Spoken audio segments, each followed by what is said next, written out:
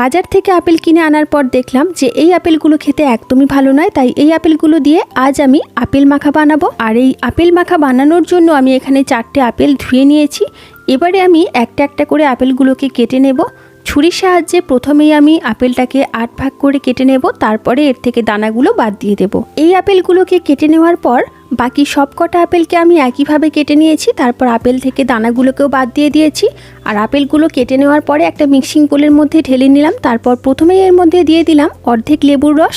লেবুর রসটা দেওয়ার পর এর মধ্যে আমি একে একে দিয়ে দিলাম সামান্য পরিমাণে গোলমরিচের গুঁড়ো, তারপরে দিলাম সামান্য পরিমাণে বিট নুন, এরপরে দিয়ে দিলাম 1 প্যাকেট জলজিরা।